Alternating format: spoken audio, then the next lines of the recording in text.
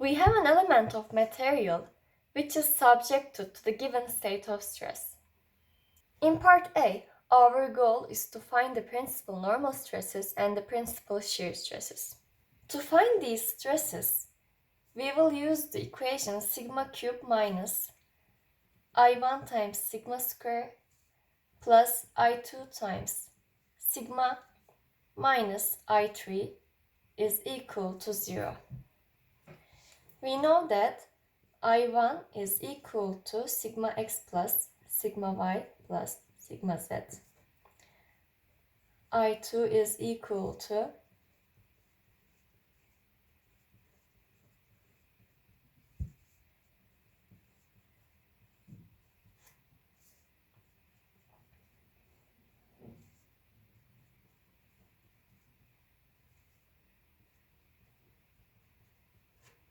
and finally I3 is equal to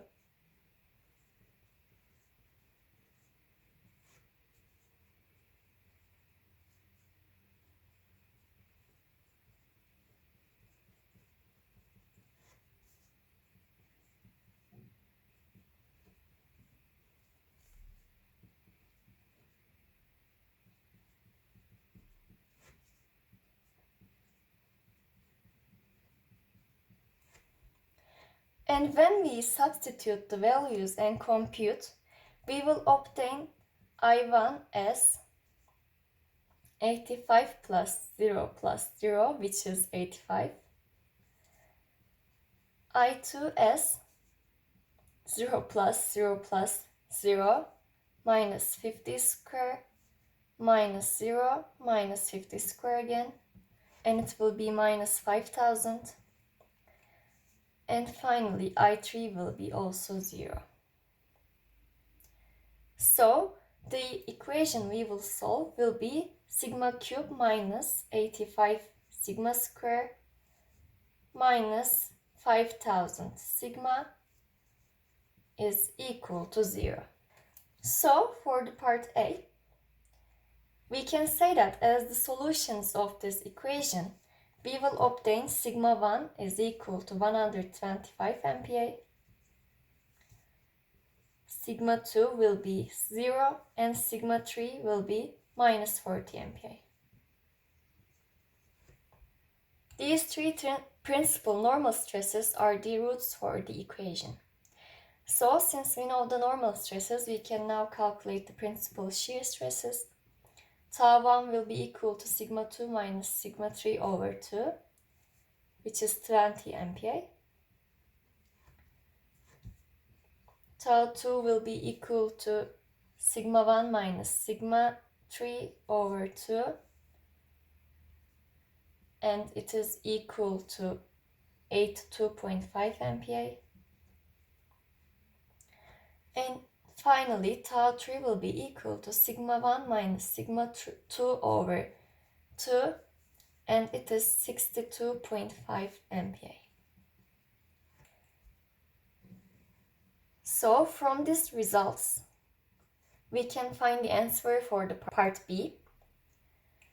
We can see that the maximum normal stress is equal to sigma 1, which is 125 MPa, and the maximum shear stress will be equal to tau 2, which is 82.5 MPa. Since we are also done with part B, we can now move to part C. Let's start with sigma 1. We are going to determine the direction cosines for each principal normal stress axis. For sigma 1, our matrix will be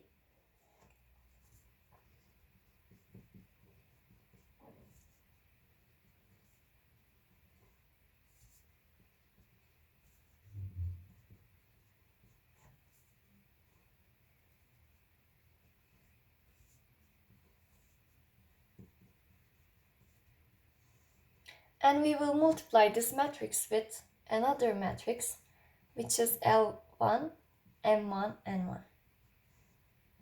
These are the direction cosines for the first principal normal stress.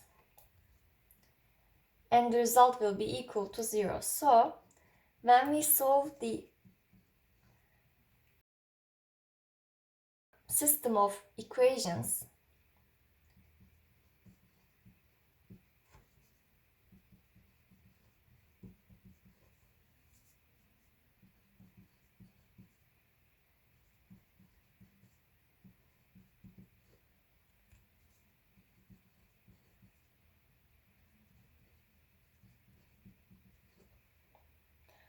and also don't forget that L square plus M square plus N square should be equal to 1. So when we solve these equations, for sigma 1, L1 will be equal to 0.8704 and N1 will be equal to N1, which are equal to 0.3482.